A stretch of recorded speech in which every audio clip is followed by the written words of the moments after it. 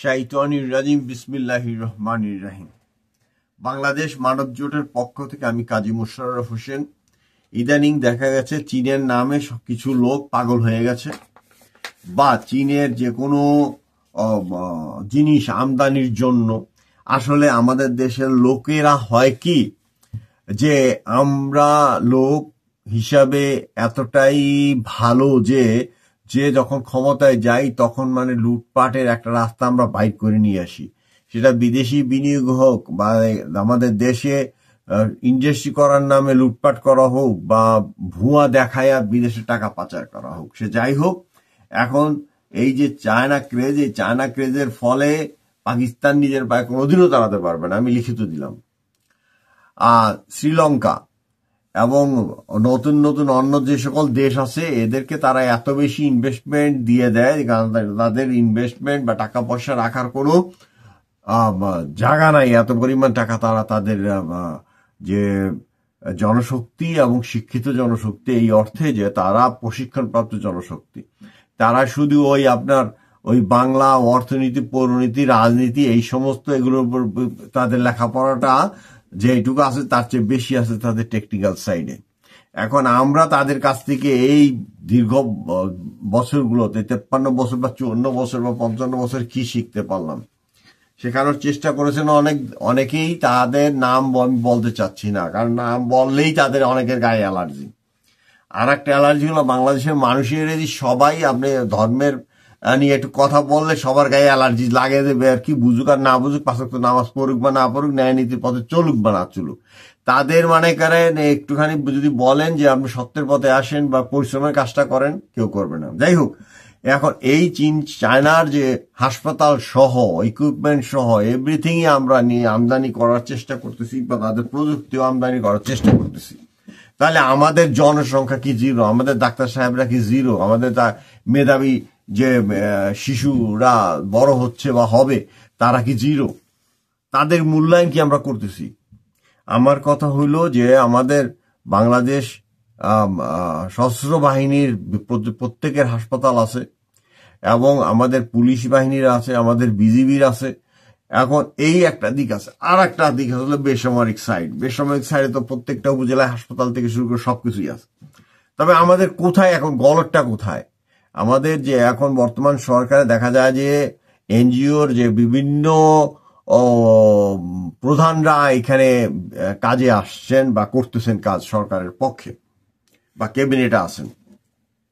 এখন আমার কথা হইল যে এই যে চীনের যে হাসপাতাল থেকে শুরু করে সমস্ত কিছু যে আমদানি করা হচ্ছে, আমরা কি একটা জিরো জাতি? এখন তো জিরো থিওরি চলতেছে, 3টা জিরো, 4টা জিরো, 5টা জিরো, যত জিরো বানাতে পারি। তাহলে আমাদের অবস্থাটা কি? আমরা কি একটা জিরো জাতি? তাহলে আমাদের এইখানে হয়তো কিছু একেবারে সূক্ষ্ম কিছু ইকুইপমেন্ট লাগতে পারে, যেটা আমাদের অন্য দেশ থেকে আনার প্রয়োজন হইতে পারে। আর যে আপনার যে যেটাকে জনশক্তি বলে আপনার ডাক্তারদের জন্য, যেমন বাংলাদেশ মানব জোট প্রথমেই যে কাজটি করবে, যে ইউএসএ এবং অন্যান্য যে সকল দেশে যে ডক্টর অফ মেডিসিন ডিগ্রি দেওয়া হয়, এর জন্য প্রতি বছর বিপুল সংখ্যক মেধাবী শিক্ষার্থীদের আমরা বিদেশে পাঠাই দিব। কারণ সেখান থেকে আমাদের প্রশিক্ষণপ্রাপ্ত ডাক্তার আর যেই সমস্ত অত্যাধুনিক যে ইকুইপমেন্টগুলো আছে সেগুলো যারা বিভিন্ন টেকনিশিয়ান হিসেবে কাজ করতে পারেন বা ব্যাচেলার ডিগ্রিধারী হতে পারেন, সেই চেষ্টাটাই করা হবে। কিন্তু যেই কাজে আমাদের এইখানে একটা হইল যে যেটা টার্মিনাল রোগীগুলো যেগুলো আছে, যেগুলোর আর কোনো ইয়ে নাই, বেঁচে থাকার কোনো ইয়ে নাই, মানে ট্রিটমেন্ট করলেও বাঁচবে না। এটা আমেরিকাতেও করে, বিভিন্ন দেশে করে, যে আত্মীয় স্বজনকে জিজ্ঞেস করে যে আর কতদিন বাঁচাই রাখবেন, আমরা যদি অক্সিজেনটা ছেড়ে দিই বা এই যে স্পেশাল যে আর্টিফিশিয়াল ফেসিলিটিসটা তাকে বন্ধ করে দিই, তবে তিনি মারা যাবেন। তখন অনেকে বলে যে ঠিক আছে, আমরা আর এটা কন্টিনিউ করতে চাই না। এখন এই রোগীদের নিয়ে এত চিন্তা ভাবনা করার আমার মনে হয় ইসলামের দৃষ্টিকোণ থেকে কিছুই নাই। কারণ হায়াতের মওতের মালিক হলো আল্লাহ রাব্বুল আলামিন। সেদিক থেকে এই যেগুলো প্রান্তিক পর্যায়ে যে সকল রুগী আছে তাদের নিয়ে এত কাহিনী করার কোনো সুযোগ নাই। এবং তাদের যদি বাপের কালে সম্পত্তি থাকে তো বিদেশে যাইয়া করুক বা ইন্ডিয়াতে করুক, ব্যাংককে করুক, কিছুই যায় আসে না। কিন্তু আমাদের জনসংখ্যার জন্য অবশ্যই আমাদের জনসংখ্যা থেকে যে সকল যারা স্বাস্থ্য খাতে যারা আছে তাদেরকেই প্রশিক্ষণ দিয়ে আনতে হবে। দরকার হয় বিদেশ থেকে আনতে হবে, এর কোনো বিকল্প নাই। আমরা এইভাবে, চায়নাই হোক আর অন্য কোনো দেশই হোক, এইভাবে আমরা স্বাস্থ্য খাতকে দুর্বল করে ফেলতে পারি না এবং চিকিৎসা খাতে দুর্বল করতে পারি না। আর একটা হলো ভাষাগত প্রবলেম, এটা তো আছেই চায়নার সাথে। এখন চায়না এমন একটা দেশ, পৃথিবীতে তো 5-7টা দেশের কথা যদি আমি বলি, তো বাংলাদেশ সেখানে 7 নম্বরে তো অবশ্যই আছে, থাকার কথা 6 নম্বরে। কিন্তু ইন্ডিয়াতে যেটা করেছে যে তারা বাধ্যতামূলক স্কুলে বাধ্য করেছে পড়তে, অবশ্য দক্ষিণাঞ্চলের কিছু ইন্ডিয়ান বাদে তাদের সবাইকে বাধ্য করা হিন্দি পড়ানোর জন্য। অথচ সেদিক থেকে আমাদের বাংলাই কিন্তু আসলে 6ষ্ঠ স্থান অধিকার করে আছে সারা পৃথিবীতে। এখন আমরা কেন এই চাইনিজ ভাষার এই স্বাস্থ্য খাতে আমাদেরকে যেতে হবে, এটা আমার মাথায় আসে না। তা আমি আশা করব যে বাংলাদেশে যে সকল জনগণ আছে এগুলাকে আপনারা অন্তত ভয়েস তৈরি করেন এবং বলেন যে আমাদের চায়নার কাছ থেকে এত কিছু করার দরকার নেই। স্বৈরাচারী সরকার মোটামুটি ভাবে অনেক কিছুই, অন্তত যোগাযোগ ব্যবস্থা বা মনে করেন ইন্টারনেট থেকে শুরু করে সবকিছুই করে দিয়ে গেছে। এখন এইগুলাকে সঠিকভাবে চালানো। এবং আর একটা জিনিস হলো যে ওই সাতকানিয়া এবং বাঁশখালীতে যে সম্পদ তৈরি হয়েছে, এই কর্ণফুলী টানেলের কারণে যে সম্পদ তৈরি হয়েছে, সেই সম্পদকে যথাযোগ্য পার্টির কাছে বা যথাযোগ্য দেশের কাছে উৎপাদনে নিয়ে যাওয়ার জন্য ওই জমিগুলোকে ব্যবহার করা।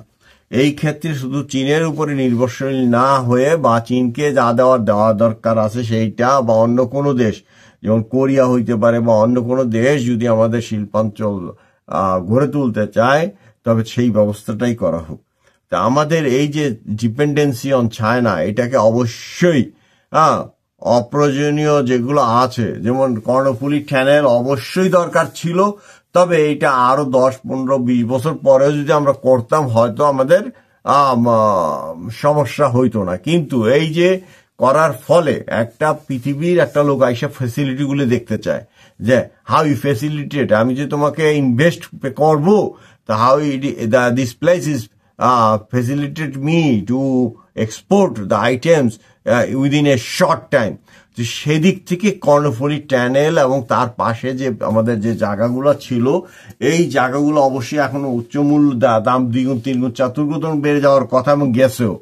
কাজেই এই যে কাজগুলা করেছে সেই কাজগুলা যাতে আমরা সর্বোচ্চ সদ্ব্যবহার করতে পারি, সেই চেষ্টাটা আমাদের এখন বর্তমান যে সরকার আছেন, সরকার প্রধান আছেন এবং সরকার দায়িত্বে আছেন, তারা সেটিকে অবশ্যই কাজে লাগাবেন। তা আমি আশা করছি, আমি চীন বিরোধী নই, কারণ চীনের জনশক্তির থেকে শিক্ষার আমাদের অনেক কিছু আছে।